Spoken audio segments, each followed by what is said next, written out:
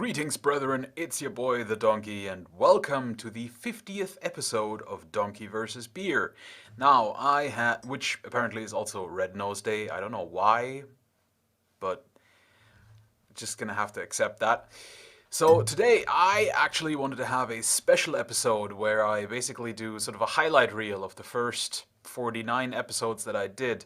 But this week has been crazy, so I'm not going to be able to do that for tomorrow, which would have been the 50th episode. So instead, we're going to do something else slightly special, and that is we're going to talk about Oktoberfest, which is a bit late because it's actually kind of over already, because for some reason Oktoberfest happens in September.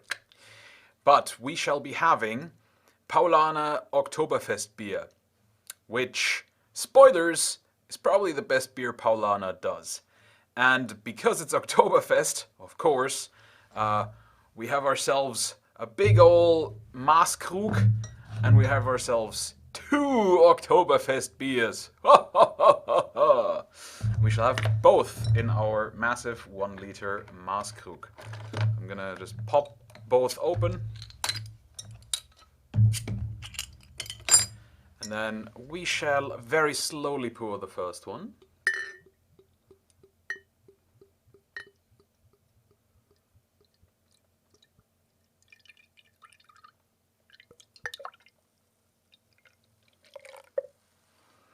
And we will be a bit more thorough on the second pass, because that's where we'll get all of our foam.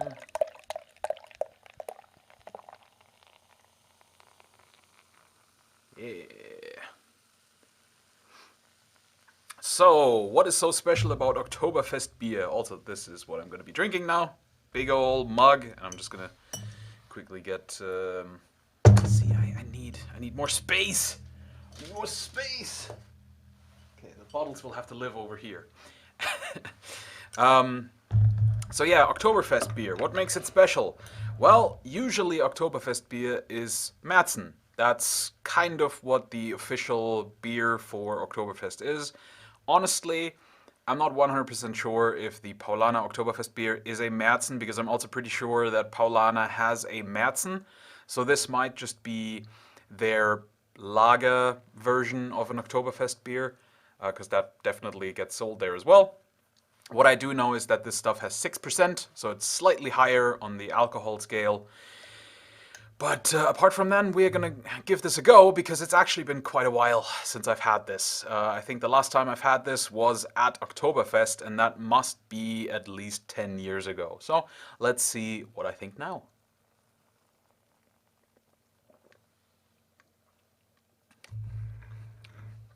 Okay, yeah, very nice. Yeah, that's a good beer. So, if you watched my video on the Paulaner Weissbier, and I shall put the link up yonder, I don't really like Paulaner Weissbier because it doesn't have a particularly pleasant taste. It has some really annoying things about it. And by the way, I'm pretty sure this is a Pilsner, or at least I'm going to call it one, because that's kind of what I'm getting. So with this beer, I can't really say the same things. I think this is actually a quite well-balanced beer. There's definitely a significant bitterness to this one, so that's why I'm saying it kind of reminds me of a Pilsner, and that's just as a target sort of thing. That's what we'll go with on this one.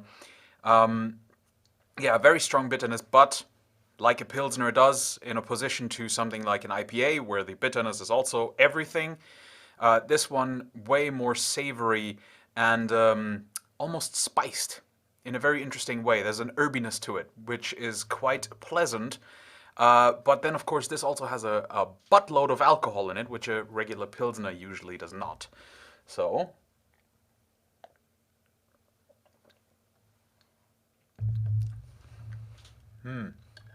yeah, very nice. A lot of flavor going on there. Very, very deep as well. There's quite a bit of different. It definitely reminds me a lot of just a strong Pilsner, almost bohemian in its characteristics. But yeah, there's a lot of other stuff going on too. There's a little bit of the really interesting maltiness that's not too much. So yeah, it's good beer. I'm not opposed to this one. And also, we shall have a new word because, see, there's a word in German and it's called süffig. And basically, what that means is that the beer is easy to drink in a way where it doesn't have any overbearing characteristics. So, for example, an IPA would not be süffig because it's so bitter and citrusy. It's not really made for drinking it quickly. But it's not. That's not the entirety of what that word means. It just means it's a pleasant beer, a well-rounded beer, one that could be easily chugged, but that's not necessarily, the entire purpose, I suppose. It describes a state of beer, and I translated this with a translating website, and the website came up with quaffable, and I love that. So that's what I'm going to call these kinds of beers in the future. They are very quaffable. This, in particular, is a highly quaffable beer, and I shall do some quaffing.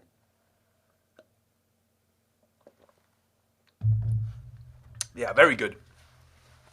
It's definitely.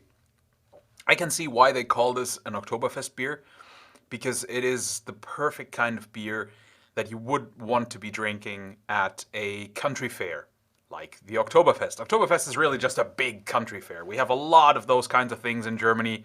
Um, my town locally, for example, has, I think, 5 or 6 different ones, because where I live locally in, Hessen, which is sort of middle south Germany, um, our sort of main tradition for country fairs is the Cap. And Cap is basically a small country fair, which usually either focuses around a village or a part of a city. So like, not like a suburb, but more, there's a word for that. And I'm not gonna Google it now because that stuff always ruins the videos, and I'm not gonna edit because I am lazy. But you know what I mean, and just like how Brooklyn is a part of New York, in that sort of sense. And each of these parts will have their own cap, and usually it just lasts a weekend. And you get the standard fairground stuff. You have your beer carts and your food carts and a shooting gallery and a lottery thingy and throwing darts at balloons, stuff like that. Fun for the whole family. You can also buy popcorn and nonsense like that. It's great. It's great fun. Usually you just get really, really drunk, but that's part of the fun too. And it usually ends with a fireworks display as well. So that's why I said where I live, we have like 5 of these things because the town as a whole, the city as a whole, has its own fair each year, and then each part of the city has its own fair, and then these sort of surrounding villages that have kind of become suburbs of the city, they also have their own, and it's great. There's usually a sort of a time frame between August and October where there's one of these things every weekend. Obviously, during the COVID times, that has kind of diminished a little bit. There was one this year. It was a bit smaller and kind of sad, and you couldn't really have a beer there unless you were vaccinated or tested, which meant I didn't go because I'm far, far too lazy to get tested. And yeah, so anyway, but that's the kind of thing we do. And Oktoberfest really is just a massive version of that. It's kind of developed over the years where the Bavarians in the sort of late September, they do their Oktoberfest in Munich, and there's other smaller versions of that dotted around Bavaria. And they have other fair traditions as well. The country fairs and city fairs, town fairs, it's super, super, super standard thing all across Germany. There's a whole industry around it. There are actual people who own, for example, a shooting gallery. And they'll just drive from, a fair to fair in, a wide radius, just sort of like a traveling show kind of thing, but on a personal sort of individual basis. So you don't get like a traveling circus or something. It's just each individual will sign up and whatever.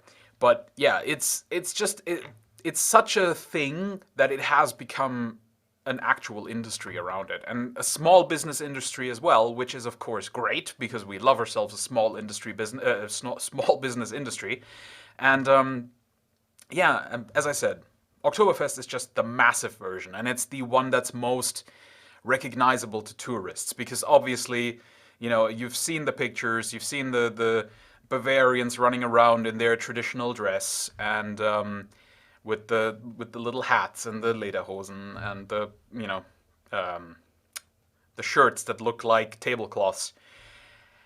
And the lovely ladies in their dirndl and all that sort of thing. And it lasts for a couple of weeks, as opposed to usually these things last around a weekend or a week.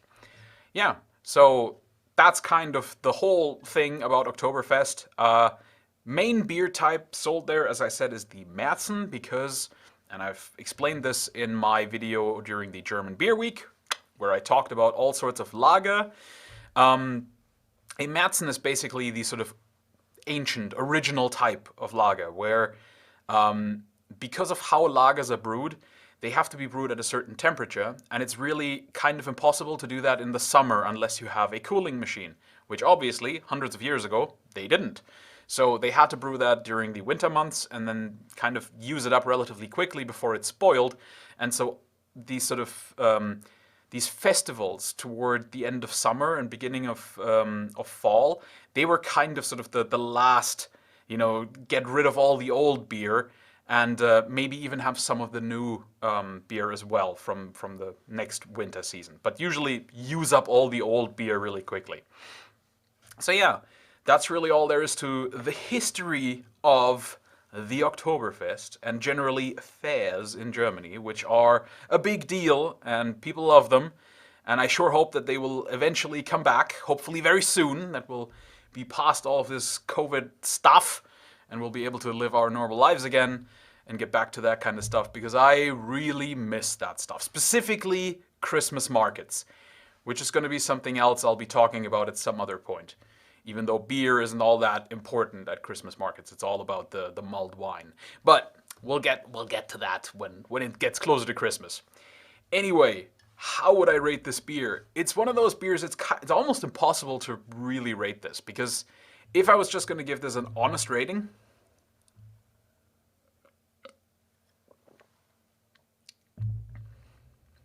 I don't think I'd give it more than a 6.5 or 7 out of 10.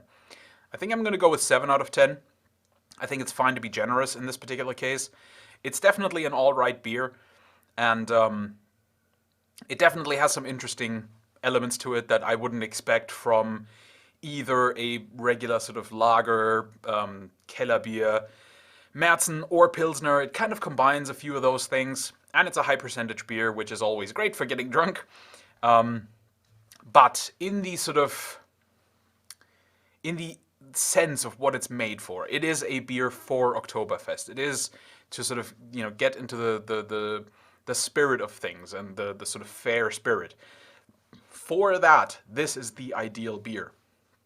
So it's really difficult to really rate this because it has such a specific purpose, and there's a reason why it's marketed for that specific purpose, because that's just kind of where it really shines and where it becomes more than just a slightly above average, you know, lager beer. So I'll still go with the 7 out of 10, but I will say if you ever make it to Germany during the late summer or early autumn season, sort of between August and October, then I would really urge you to go and find yourself a country fair. You should not have to look very far. Pretty much everywhere has these things.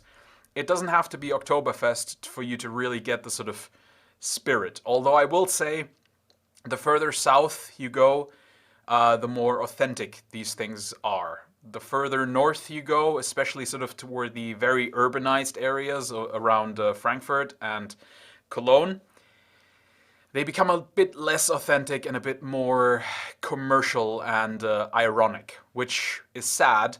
But I think they're still worth going to, even if they are that. But yeah, for the real top-notch experience, you should definitely go to places like the Odenwald or Bavaria, the Palatinate area, or Baden-Württemberg. I'm not sure what the English word for that is, but anyway, you can look that up, I'm sure. All right, thank you very much for watching. I hope you enjoyed this 50th episode. There will be a bonus episode in the next couple of days where I will do the sort of mashup of all the highlights that I did, which I will then also post to my old channel and my hobby channel, where I haven't posted in a while. I should really do that. Anyway, yeah, thank you so much for watching, and please do think about subscribing, because that is actually a cool thing to do, and if you enjoy these videos, then say thank you with a hit of that button, so I'll know, and I'll make more videos. Also, I just saw I hit 50 subscribers right before the 50th video. Isn't that great? Yeah! Alright, have a wonderful evening, and please do come back on another day for another beer. Take care, guys.